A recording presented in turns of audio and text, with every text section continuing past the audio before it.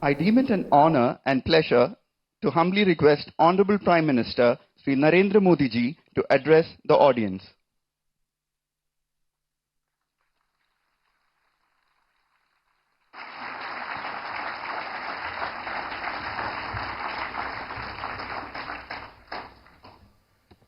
केरला के राज्यपाल श्री आरिफ मोहम्मद खान, मुख्यमंत्री श्रीमान पिनाराई विजयन जी, राज्य मंत्री मेरे साथ श्री वी मुरलीधरन जी, इसरो परिवार के सभी सदस्यगण, नमस्कार।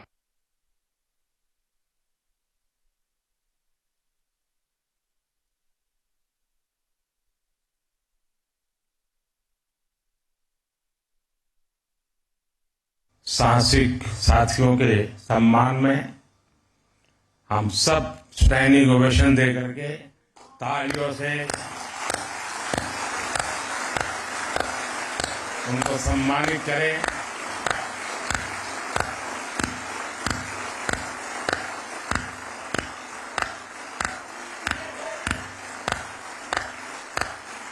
भारत माता की, भारत माता की, भारत माता की। बहुत बहुत धन्यवाद। हर राष्ट्र की विकास यात्रा में कुछ क्षण ऐसे आते हैं जो वर्तमान के साथ ही आने वाली पीढ़ियों को भी परिभाषित करते हैं। आज भारत के लिए ये ऐसा ही क्षण है। हमारी आज की जनरेशन बहुत सौभाग्यशाली है जिसको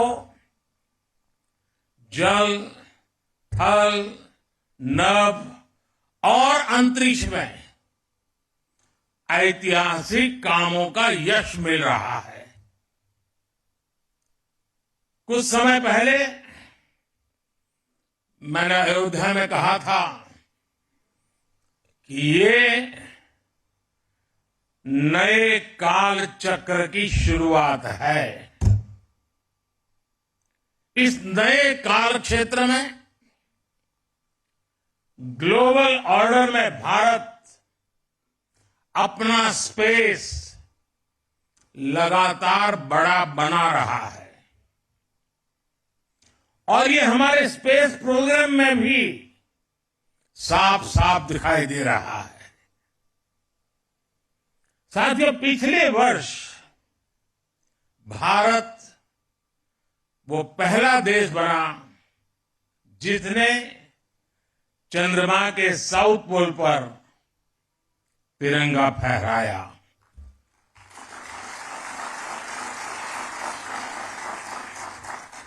आज शिव शक्ति पॉइंट पूरी दुनिया को भारत के सामर्थ्य से परिचित करा रहा है। अब विक्रम साराभाई स्पेस सेंटर में हम सभी एक और ऐतिहासिक सफर के साक्षी बन रहे हैं। अब से कुछ देर पहले देश पहली बार अपने 4 गगनयान यात्रियों से परिचित हुआ।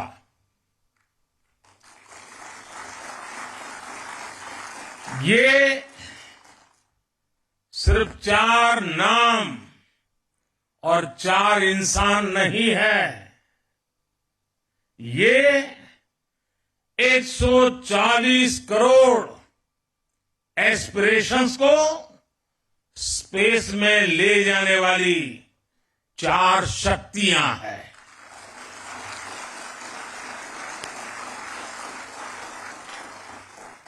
चालीस वर्ष के बाद कोई भारतीय अंतरिक्ष में जाने वाला है, लेकिन इस बार टाइम भी हमारा है, काउंट डाउन भी हमारा है और रॉकेट भी हमारा है।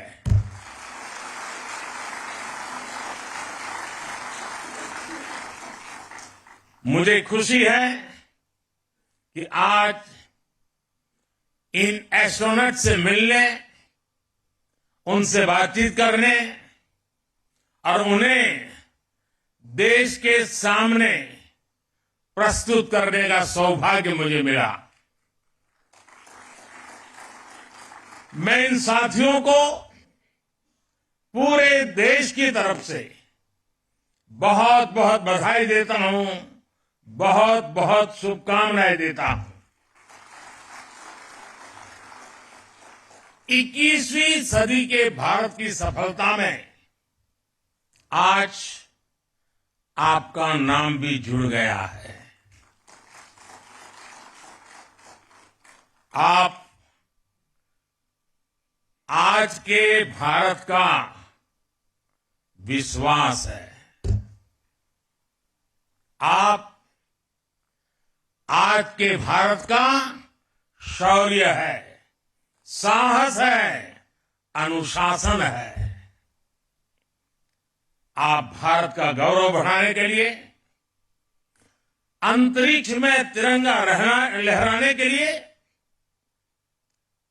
पिछले कई वर्षों से दिन रात परिश्रम कर रहे हैं। आप भारत की उस अमृत पीढ़ी के प्रतिनिधि हैं जो चुनौतियों को चुनौती देने का जज्बा रखती है। आपके कड़े ट्रेनिंग मॉड्यूल में योग का एक बड़ा रोल है। इस मिशन में हेल्दी माइंड और हेल्दी बॉडी और इन दोनों का तालमेल होना बहुत जरूरी है। आप ऐसे ही जुटे रहिए, डटे रहिए। देश का आशीर्वाद आपके साथ है, देश की शुभकामनाएं आपके साथ है।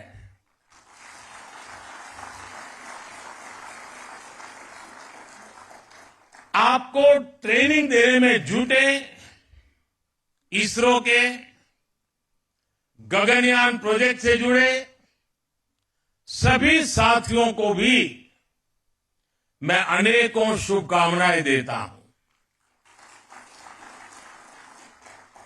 लेकिन इसके साथ साथ कुछ चिंता भी बताना चाहता हूं और हो सकता है वो बातें कुछ लोगों को कड़वी भी लग जाए। मेरी देश की जनता को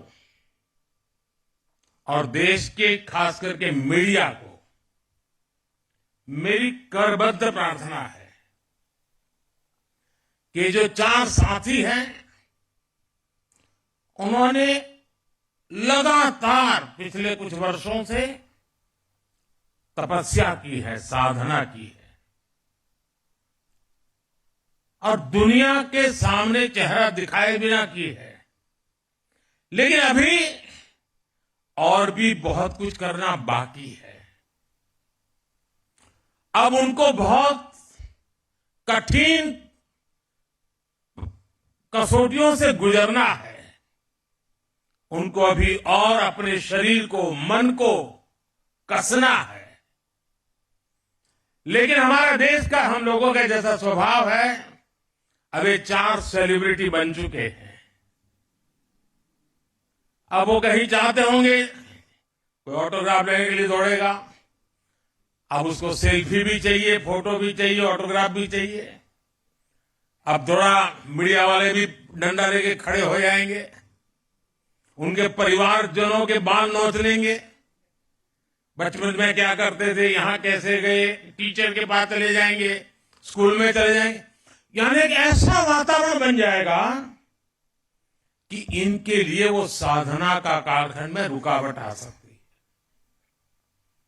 और इसलिए मेरी करबद्ध प्रार्थना है कि अब रियल स्टोरी शुरू हो रही है।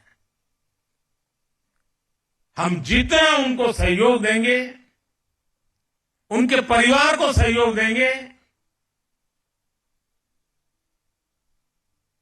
ऐसी कुछ चीजों में न उलझ जाएं, उनका ध्यान एक ही रहे, हाथ में तिरंगा है, अंतरिक्ष है, 140 करोड़ देशवासियों का सपना है, वही हम सबका संकल्प है। यही भाव है। इसलिए हम जितनी अनुकूलता करेंगे, मैं समझता हूं देश का सहयोग बहुत जरूरी है, मेरे मीडिया के साथियों का बहुत जरूरी है।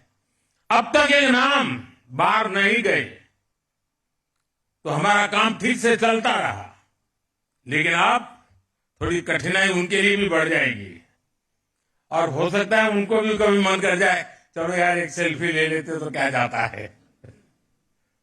लेकिन सब चीजों से हमें बच के रहना होगा।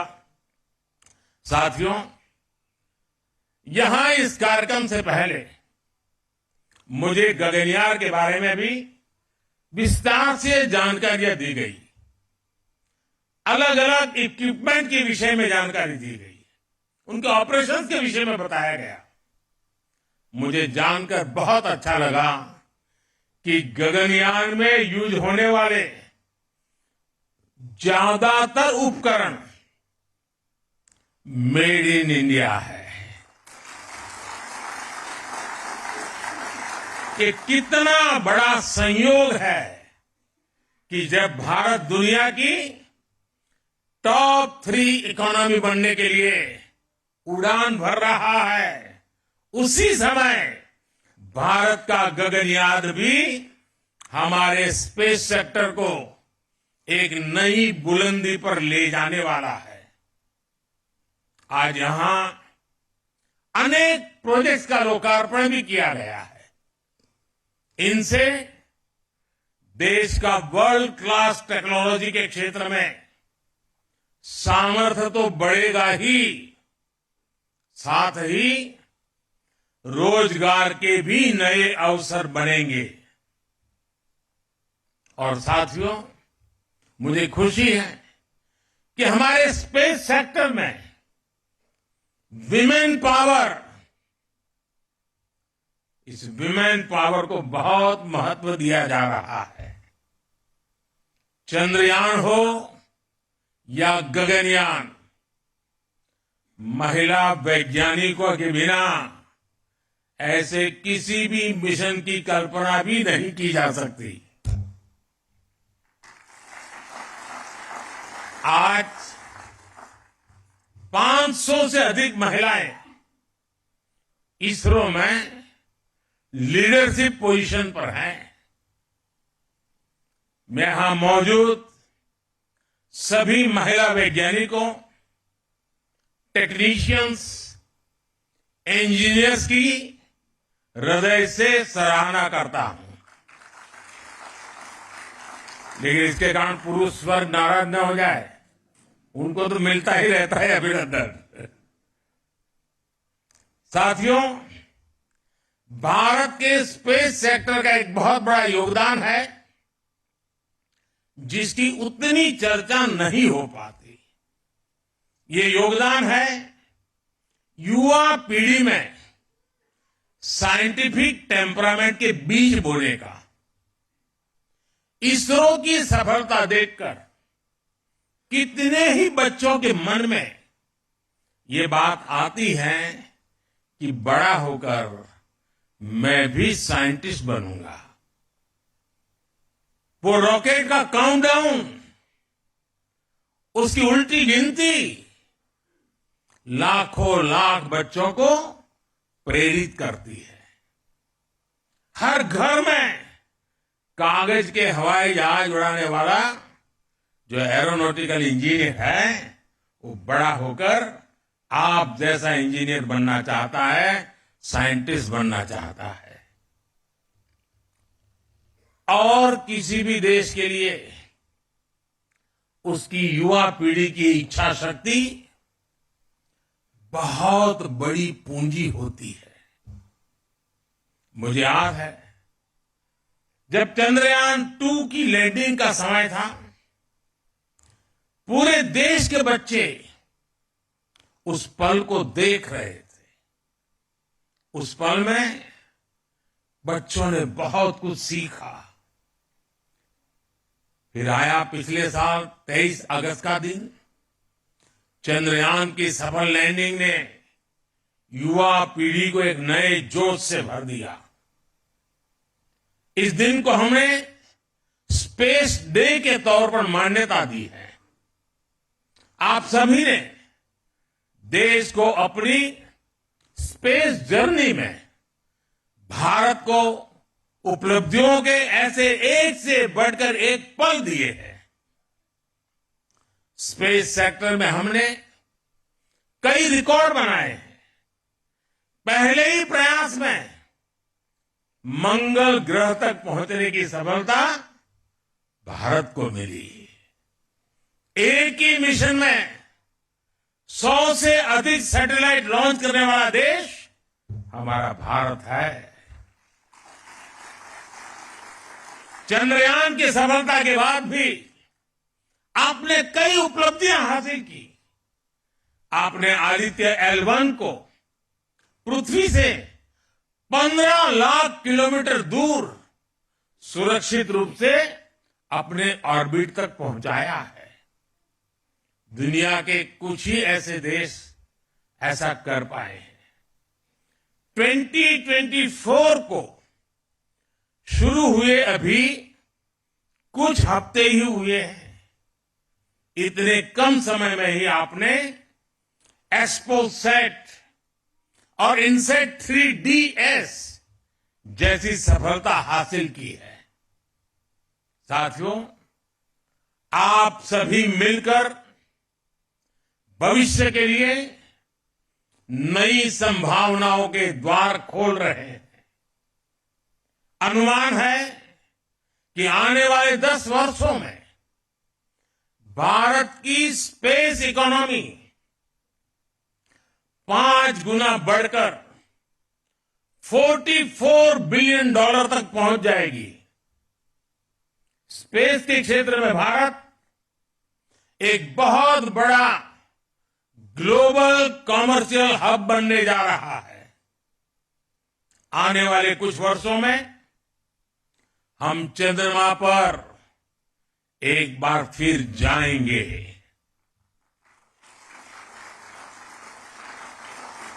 और इस सफलता के बाद हमने अपने लक्ष्य और ऊंचे कर लिए हैं। अब हमारे मिशन टेक्नोलॉजी की दृष्टि से और अधिक चैलेंजिंग होगी। हम चंद्रमा की सतह से सैंपल जुटाएंगे और उन्हें पृथ्वी पर वापस लेकर के आएंगे। इससे चांद के बारे में हमारी जानकारी और समझ और बेहतर होगी। इसके बाद शुक्र भी इसरो के लक्ष्यों में से एक है। 2035 तक अंतरिक्ष में भारत का अपना स्पेस स्टेशन होगा, जो हमें स्पेस के अज्ञात विस्तार को जानने में मदद करेगा। इतना ही नहीं, इसी अमृतकाल में भारत का एस्ट्रोनॉट भारत के अपने रॉकेट से चंद्रमा पर भी उतरकर दिखाएगा। साथियों, 21वीं सदी का भारत, विकसित होता हुआ भारत, आज दुनिया को अपने सामर्थ्य से चौंका रहा है। पिछले 10 वर्षों में हमने लगभग 400 सैटेलाइट्स को लॉन्च किया है, जबकि इससे पहले के 10 वर्षों में मात्र 33 सैटेलाइट लॉन्च किए गए थे। 10 वर्ष पहले पूरे देश में मुश्किल से 1 या 2 स्टार्टअप थे। आज इनकी संख्या 200 पार हो चुकी है। इनमें से अधिकांश स्टार्टअप्स युवाओं द्वारा शुरू किए गए हैं। आज इनमें से कुछ लोग हमारे बीच भी मौजूद है। मैं उनके विजन, उनके टैलेंट और उनकी उद्यमता की सराहना करता हूं। हाल ही में हुए स्पेस रिफॉर्म्स ने इस सेक्टर को नई गति दी है। पिछले हफ्ते ही हमने स्पेस में एफडीआई पॉलिसी भी जारी की है। इसके तहत स्पेस सेक्टर में 100% फॉरेन इन्वेस्टमेंट को भी मंजूरी दे दी गई है। इस रिफॉर्म से दुनिया के बड़े बड़े स्पेस संस्थान भारत आ पाएंगे और यहां के युवाओं को पूरी दुनिया के सामने अपना टैलेंट दिखाने का मौका मिलेगा। साथियों, हम सब ने मिलकर 2047 तक भारत को विकसित राष्ट्र बनाने का संकल्प लिया है। इस संकल्प को सिद्धि तक पहुंचाने में स्पेस सेक्टर की भूमिका बहुत बड़ी है। और स्पेस साइंस सिर्फ रॉकेट साइंस नहीं है, बल्कि ये सबसे बड़ी सोशल साइंस भी है। स्पेस टेक्नोलॉजी से सोसाइटी को सबसे अधिक लाभ होता है, सबको लाभ होता है। आज हमारी डेली लाइफ में जो भी टेक्नोलॉजी यूज होती है, उसमें स्पेस टेक्नोलॉजी का बहुत बड़ा रोल है।